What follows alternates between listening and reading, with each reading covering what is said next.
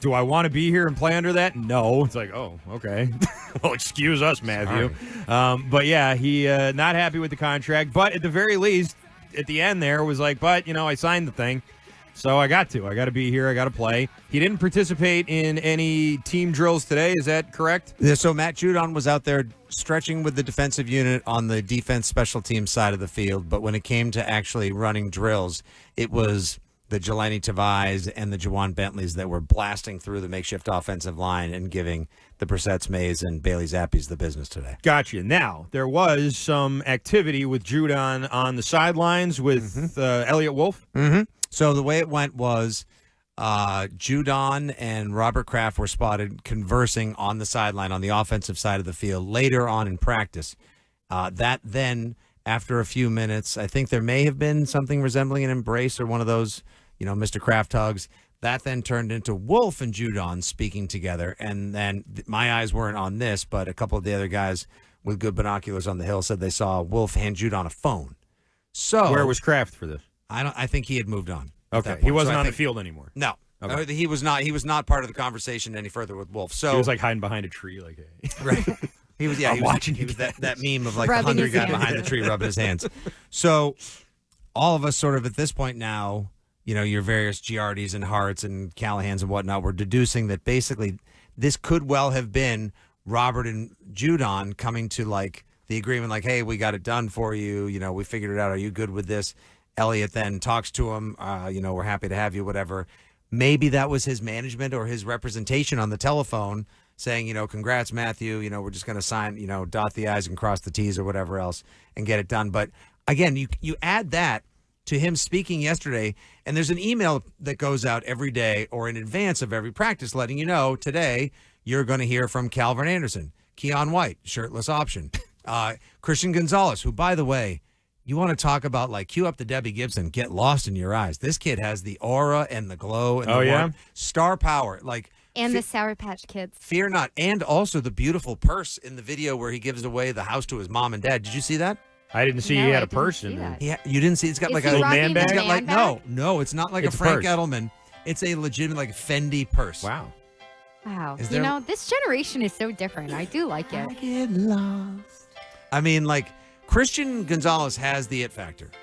I'm torn on him. I'm torn on him because I love athletes named Christian. Because of the purse. I love athletes named Christian, but I don't like that he left my Buffaloes to go play for Oregon. I thought that was very uncool. You still feel burned, huh? I still feel a little burned by that, yes. Yeah. But I love athletes named Christian except Fourier. I like every other one. Arcan, spoiler alert, there's no more Pac-12, so you don't have to worry about it. That's true. But he still spurned my Buffaloes. But there's plenty of room in the Big 18 if you want to hop in with the rest of us. For the love of God. Back to the Judon conversation. I do wonder, to me, what was really interesting, and I think what you were getting at was that he basically seemed to, at the end of practice yesterday, he walks over and he like calls his own media session. Yes, and the debate that we were having on it was like your line of thinking could be one of two ways. It's he's getting close to something, so he wants to speak to everybody, let him know, like, I'm not the bad guy, don't villainize me. He's been out there every morning throwing the football for 15 minutes with the fans in the stands. A few of the passes have landed on seats, mostly because they were empty. JK. Not a huge crowd. Not huge yet. No, it's not. We don't have. Isn't this when it's supposed to be? Well, it's the start of practice. It's the middle of the week. The weather's been kind of overcast. Pads don't come on until Monday. There'll be more fans this weekend. Oh, that's what they're waiting for, the pads? Yeah. That's when the big crowds are going to show up. Or if we just want to get down to brass tacks, we can be honest. This is the fans' way of saying, like, we know it's Brissett right now. Right. Like, we don't need a first glimpse of May. We need to see Drake May out there making plays with pads on when he's anointed the starter. So I think people are keeping the team at an emotional Heisman or arm's length at this point. How's the offense look? Clunky. Yeah, like bad? Just would you say? Not great, Bob. Okay, not great. And they're doing basic stuff, right? Yeah, it's very rudimentary. Good news is everyone missed at least one pass. Great. Yep. So it's not just like consistency. It's not just like when Jacoby Brissett took a pass under center, play action, rolled out to his right, and then threw it 20 yards downfield, and the closest receiver was 9 yards away. Mm-hmm. He wasn't the only one. He wasn't the only victim. He wasn't the only one that was guilty of that as well. fans were making a big deal of the idea of like, oh my, OMG, you guys, it goes Brissett, May, Joe Milton's the third one, and Bailey Zappi's getting fourth. Hey, reps. it wasn't just fans. I saw a bunch of beat writers tweeting that too. The most notable thing out of practice today is that Joe Milton was third in reps. That is correct. But also it's because we don't want to make too much out of the fact that everyone is still like learning this Alex Van Pelt, part West Coast, part zone read. What do you think that's going to look like? Well, think about this. If you're Drake May, you have not been an under center pocket presence quarterback. You have been a shotgun guy in the wide open, North Carolina air raid offense. Now you got to be under center. You have to learn your 3, 5, and 7 step drops. You got to get your footwork right.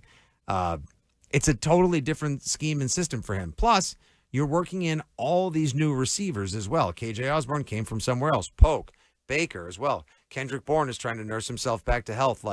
This is such a work in progress. The only way I can describe the totality of now, cut to the defense and special teams. We'll talk in a second. Bryce Behringer can punt at 65 yards with his eyes closed. I'm not sure what's better, his pitching wedge or his punt. I can't do another year of being excited about the punter. I know. I just want to let everyone know that's the one mentioned. It's been like 4 years. There's going to be a kicking It's competition. been 4+ years of being excited about the punter. If you're going to talk to me about Joe special Cardona teams, looks super buff. I can't do it, Fitzy. The defense looks great. The defense is, make no mistake, the defense is going to carry the water and the weight of this team for at least the beginning of, if not the half, if not the duration of the season. The defense is going to be good. Defense is potentially going to be very good. Is the that offense, just because they're going against this offense right now? No, they're good. Okay. They're, it's day 2. They're good.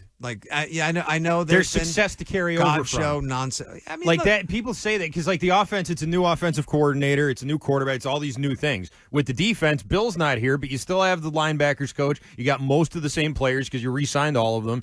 It's that's something that's going to be easier to carry over than building a new offense from scratch with a bunch of rookies and new coaches. There's a ton of defensive continuity. Brian Belichick still with the safeties. DeMarcus Covington, your defensive line coach, is now your coordinator. Gerard Mayo, who was the assistant play caller and linebackers coach, now he's your head coach. So, yes, there's a lot of continuity there, and you got a bunch of guys that are in contract years that are going to play their asses off. Uche, Judon, Godshow, depending on if he gets his attitude right. Jabril Peppers as well. Look to the offense. Mego, think of it this way. They're just pulling in from the Home Depot or Lowe's or whatever, your home goods store du jour. We have yet to begin to bring in the backhoes and start digging out the foundation.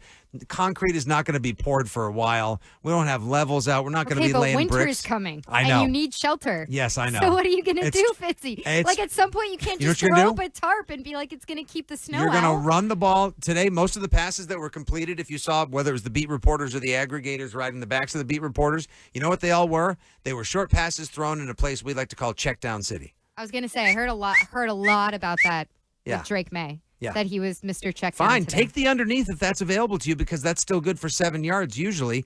And even though he's so good at taking the ball in shotgun, looking once, twice, not liking what he sees, and then just running up the gut for 25 yards, that eventually is going to get him significantly hurt. So take the underneath. All right. 617-779-7937 is the phone number if you'd like to chime in on what's going on with the Patriots down in Foxborough here in the first couple of days of practice and training camp. Seems like it's been, everyone keeps saying, well, it's very early. Everyone's just doing all the basic stuff. And then I keep hearing, well, they're not looking great doing the basic stuff. And that just, that's the part. I understand everyone's rusty and coming back and getting in shape and all that. But this is the easy stuff. The easy stuff should look like easy stuff. You can waltz, but doesn't mean you can do the merengue or something. And you're going to be a lot of stepping on toes for the next several weeks.